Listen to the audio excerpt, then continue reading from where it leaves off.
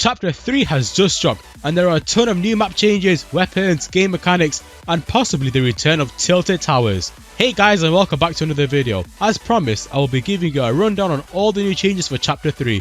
But first, the most important change is that all weapons have been vaulted, but there is a new addition of 7 weapons. We have an addition of 2 new shotguns, the first one being the auto shotgun. The auto shotgun is a fully automatic shotgun with a high fire rate, decent damage and a fast reload speed. This weapon will be great for close range combat. The second shotgun is the striker pump shotgun. From the name, you can tell this will be similar to the OG pump shotgun, built for power and dealing extremely high damage up close. There is a new mechanic with the shotgun. By aiming down sights, you will decrease the bullet spread and increase the damage inflicted. We also have 2 new ARs.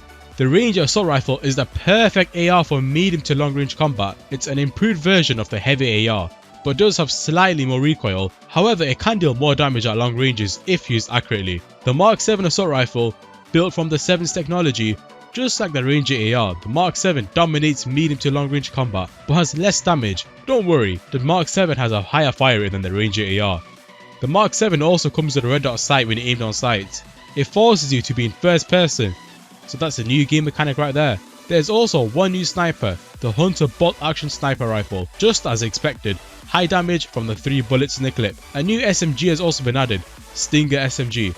This SMG will have a high fire rate and deal moderate damage, but it takes forever to reload. And finally, the sidearm pistol.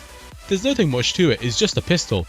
It can be OP if you use close range and you land most shots. It does pack quite a punch, but it's just a pistol. There is also a new healable such as the med mist and refill. In my gameplay, I was lucky enough to find the med mist. Mind you have to hold the shoot button and not a simple tap. In my game, I was spamming the shoot button and the spray wasn't working. I couldn't seem to find the refill, but here's a picture of what it looks like. The OG healables like medkit, minis, big shield and bandages, they're all still here, as well as the launch pads. One good thing is that I haven't seen any mechs so far, so that's a good sign. Another big feature is the addition of tents. It's a droppable item that you can find lying around anywhere, and if you want, hiding is an option. But the main thing about the tent that makes it so good is stashing weapons. What this means is that if you find a legendary weapon or any weapon, you can stash that weapon and pick up the same weapon in a different game. So in other words, you can save a weapon for a different game and other players do not have access to your stash. It's only for you and it's completely safe. So if you got a legendary weapon, you can drop it on a tent and start another game, and on that new game you can get another tent and get the same legendary weapon back and already have OP loot at the start of the game. Another big change is the removal of crafting. We still have gold bars and there are still animals in the maps like frogs and birds, but I couldn't seem to find crafting anywhere. It seems Fortnite is coming back to its OG state. Sliding has also become an option in creative. If you played Warzone, you can imagine how that would look like in Fortnite. It's a nice feature, but it's creative only, and I don't really play much of creative. And for those classic OG players, Gears of War is collabing with Fortnite.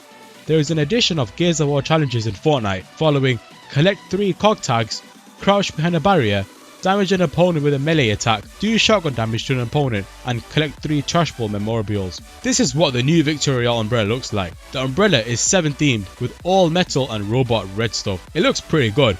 It's a unique change, and most of the umbrellas from Victory Royale are quite plain. It doesn't beat the plaid gliders, but for a free one it looks pretty good. The reboot van has also been Secret 7 themed, with the red robot stuff all around it.